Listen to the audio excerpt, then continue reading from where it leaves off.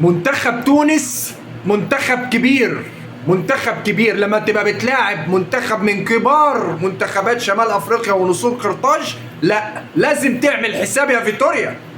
اللعب ما يكونش كده. انت مع احترامي انت مش بتلاعب جنوب السودان ولا بتلاعب ملاوي ولا بتلاعب، يعني انت مش بتلاعب الناس دي، انت بتلاعب منتخب كبير اسمه نسور قرطاج. لازم تبقى محترمه، لازم تبقى تعمل له ألف حساب. النتيجة النهاردة 3-1 مع الرأفة. صدقوني النتيجة كانت مرشحة تبقى 4 و5.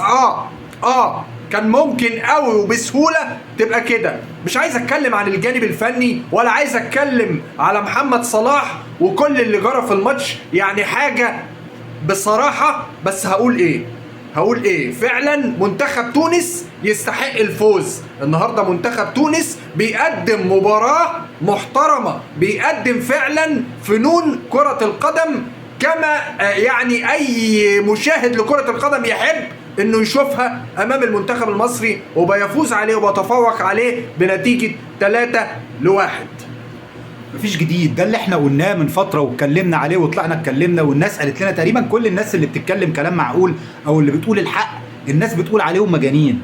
ده اللي اتقال علينا لما طلعنا الناس المطبلاتيه اللي عمالين يشكروا في روي فيتوريا ويقول لك اصل ده مدرب مش عارف ايه ومدرب جامد، زي ما ذكروا قبله قعدوا يتنططوا على كيروش ويقول لك ده مدرب تقيل وبتاع ومدرسه وسيبه ده هيعمل ويسوي. هم الناس بالظبط اللي هيكتور كوبر بالنسبه لهم عشان وصلك كاس عالم ولعبت كل المباريات بطريقه دفاعيه وكان لا ليك لا طعم ولا ريحه. والله يمسيك بالخير يا كابتن رضا يا عبد العال، كنت تطلع تقول لنا على ده وده وده وده وده مش مديرين فنيين وعلى حقيقتهم والناس تتريق عليك ويقول لك ده ما بيعرفش كوره، مع كل كامل الاحترام لكابتن رضا عبد العال. هو ده اللي احنا بنقوله. قلنا قبل كده ان روي فيتوريا قدام اي اختبار حقيقي هيبان ويسيبك من مباراه بلجيكا. الناس اللي كانت جايه تتفسح واخد بالك انت وبتعيش لها يومين، لا هي فرقه لما احتكيت اول احتكاك مع فرقه كبيره زي تونس وشمال افريقيا وكوره شمال افريقيا،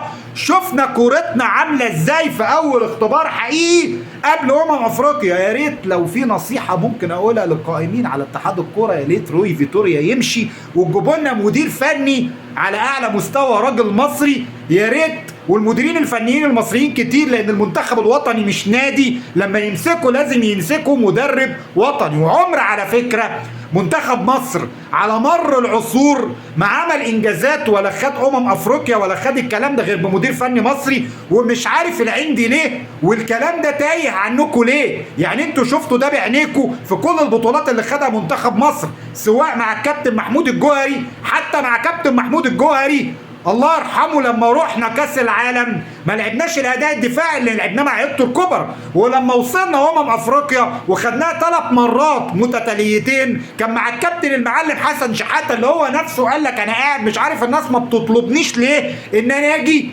ادرب منتخب مصر. هقول لك معلش يا كابتن حسن، دي حقيقه. في ناس بقى تقول لك انتوا بتتكلموا كده ليه؟ ده اول مباراه النهارده بيخسر فيها.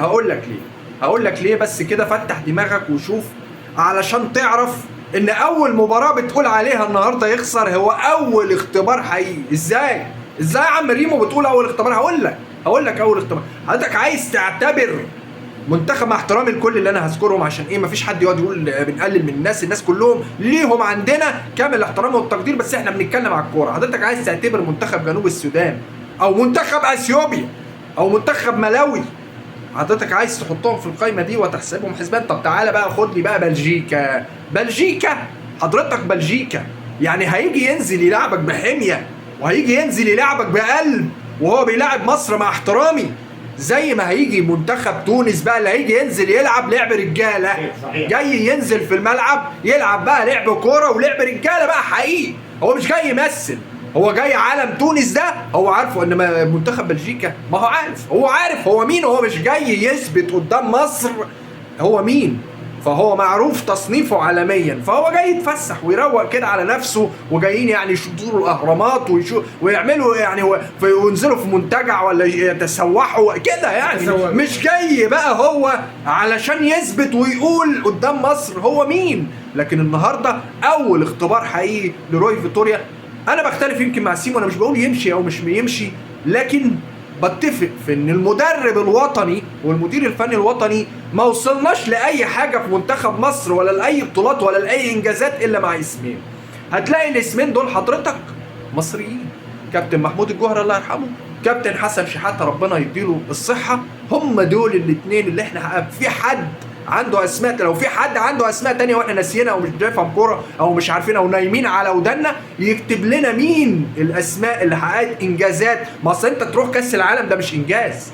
هو انا عشان اروح كاس العالم ده مش انجاز حضرتك؟ انا دلوقتي بدور اروح كاس الامم الافريقيه، يعني دي مش انجازات. انا بتكلم عن الانجازات اللي 3 افريقيه وبنايم افريقيا من المغرب وبصول وبجول وقربت اتعادل مع البرازيل وبغلب ايطاليا وكاس قارات وموضوع تاني، وبتكلم على افريقيه وكاس عالم مع كابتن محمود الجوهري ربنا يرحمه. فالمدرب الوطني هو اللي بيحقق انجازات مع المنتخب المصري او مع اي حتى لو شفنا منتخب المغرب ووليد الركراكي، ولو شفنا كل المنتخبات اللي حققت هتلاقيهم مدرب وطني. سامع الناس بقى بتوع النغمه بتوع هو صلاح ما لعبش ليه؟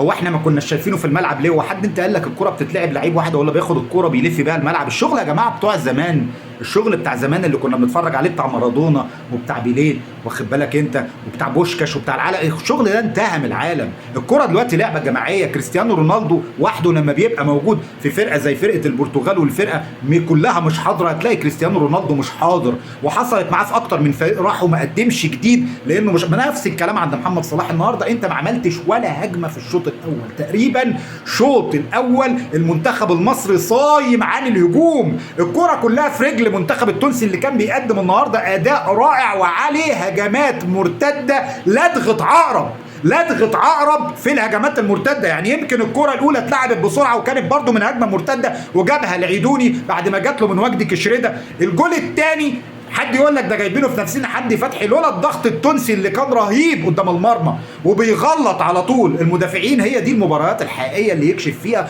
قوه منتخب مصر بحقيقي. مش تقول لي مباريات بقى زي اثيوبيا وزي مش عارف ايه وزي سلسله الهيان وزي مش عارف، دي المباريات اللي بالظبط اللي تحس ان هي تمسك منتخب مصر. الجول الثالث حمزه رفيعه دقيقه 95، وده اللي ياكد لك ان تونس ما كانتش داخله مباراه وديه. اللي دخل مباراه وديه مش هيجي في الدقيقه 95 ولبى الجول، لا ده بيلعب مباراه بياخدها بالاداء الرسمي. لان كل مباريات شمال افريقيا كده، انت لو بتلعب الجزائر بتلعب المغرب بتلعب تونس النهارده بيلعبوا لعب برجوله عليك، لان المباراه بالنسبه لهم مش مجرد مباراه وديه، لا ده هو بيعتبرها وكانها مباراه في نهائي افريقيا. النهارده اتمنى ان احنا نتعلم من التجربه. منتخب تونسي رائع وقوي ومن اهم المباريات اللي احنا لعبناها في الفتره الاخيره اللي تبين لنا قوتنا بشكل حقيقي. هي التجربه يا سيمو، انا مش عارف هي فين التجربه. يعني هل لو هي دي مباراه وديه مثلا عشان فيتوريا مثلا بيشوف حاجه ولا بيجرب حاجه؟ انا ما شفتش بيشوف حاجه ولا بيجرب حاجه، ولا شفت اي تجارب، ولا شفت حتى اي جمل، ولا شفت اي حتى مثلثات ولا مربعات ولا اي حاجه في اي كوره. يعني لو في حد شاف ممكن يبلغنا. بالنسبه لمحمد صلاح، هو محمد صلاح برضو زيه زي ككل الفريق اصلا اللي كان موجود، يعني خارج الخدمه. مباراة للنسيان مش عايزين نفتكرها. هي مباراة ودية بس مبروك لاخواتنا في تونس، مبروك لمنتخب تونس ونسور قرطاج اللي فعلا كانوا قد المباراة، لعبوا برجولة، قدموا كرة قدم حقيقية مش يعني وهمية وشبه كأنك وكأننا بنلعب في ماتش كرة قدم.